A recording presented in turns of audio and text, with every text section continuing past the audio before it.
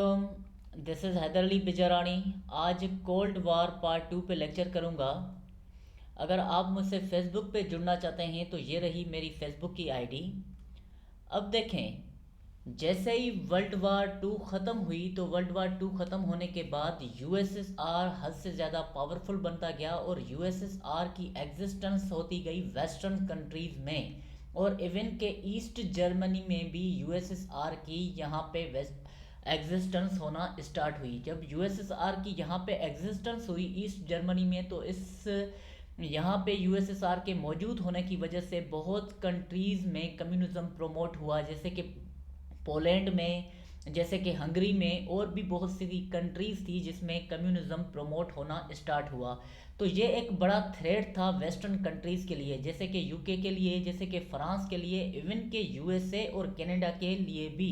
जैसे मैंने आपको पार्ट 1 में बता दिया था कि जॉर्ज कैनन ने एक टेलीग्राम लिखा था। जॉर्ज कैनन ने वो टेलीग्राम भी इसलिए लिखा था यूएसए को, और जॉर्ज कैनन जो था वो मॉस्को में, रशिया में या यूएसएसआर में एक डिप्लोमेट था यूएसए का। तो उसने ये एक टेलीग्राम लिखा था कि भाई आप यूएसएसआर को रोको, अगर आपने यूएसएसआर को नहीं रोका तो उसकी पावर बढ़ती जाएगी, इवन के पूरी कंट्रीज़ में, पूरे रीजन में कम्युनिज्म प्रमोट हो जाएगा।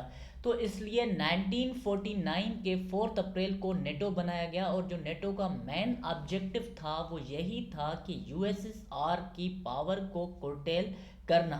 अब देखें, यहाँ पे ईस्ट जर्मनी में यूएसएसआर की एग्जिस्टेंस थी। जो नेटो के पहले जो मेंबर थे वो थे 12 कंट्रीज़ को नेटो का मेंबर बना दिया गया था, और वो मेंबर बिल्कुल ही ईस्ट जर्मनी के करीब थे, जैसे कि नॉर्वे था, डेनमार्क, यूनाइटेड किंगडम, बेल्जियम और लक्समबर्ग, इवन के यहाँ पे नॉर्दर्न आयरलैंड और कनाडा, यूएसए, फ्रांस, इटली और पोर्टुगल।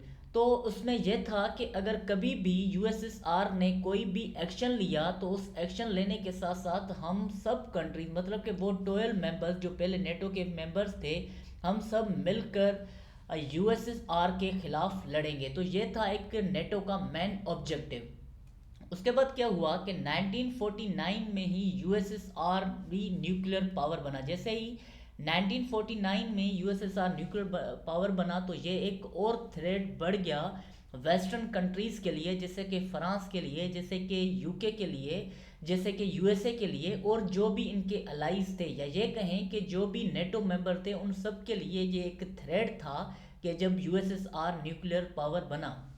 उसके बाद क्या हुआ कि 1950 में यूएसएसआर और चाइना ने भी एक ट्रीटी साइन की, जिसे कहा जाता है तारीख में साइनो सोवियत ट्रीटी। ठीक है, तो उस ट्रीटी को साइन करने के बाद ये एक और थ्रेड बढ़ गया, या ये कहें कि बैलेंस ऑफ पावर में अगर हम देखें तो बैलेंस ऑफ पावर में जो ज़्यादा पावर शिफ्ट हुआ वो हुआ यूएसएसआर और चाइना के पास।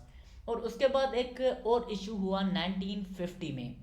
1950 में क्या हुआ कि कोरियन वार हुई नॉर्थ कोरिया और साउथ कोरिया के दरमियान। देखें, जो नॉर्थ कोरिया था, नॉर्थ कोरिया में ज़्यादातर कम्युनिज्म प्रोमोट हो चुकी थी, और साउथ कोरिया को जो सपोर्ट कर रहा था इस वार में, वो सपोर्ट कर रहा था वेस्टर्न ब्लॉक, मतलब कि साउथ कोरिया में उस वक्त तक भी कैपिटलिज्म थी।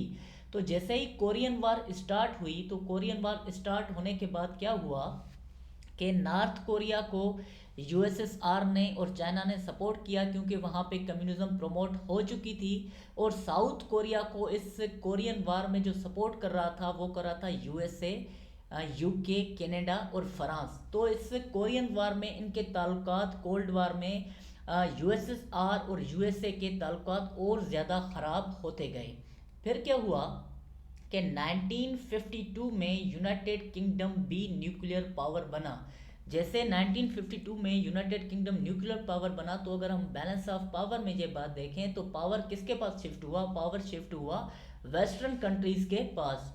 उसके बाद क्या हुआ कि 1955 में एक पैक्ट बनाया, किसने? यूएसएसआर ने। वो था वार्सा पैक्ट। वार्सा पैक्ट किसके खिलाफ था? वो नेटो के खिलाफ था। मतलब कि नेटो बनाया, वो बनाया यूएसए ने, कनाडा ने, और जो उनके 12 अलाइज कंट्रीज थी उन्होंने बनाया नेटो, जो यूएसएसआर के खिलाफ था। तो नेटो को काउंटर करने के लिए यूएसएसआर और चाइना ने वार्सा पैक्ट बनाया। तो ये था पार्ट 2 और आगे पार्ट 3 में आपसे मिलेंगे। Thank you, that's all.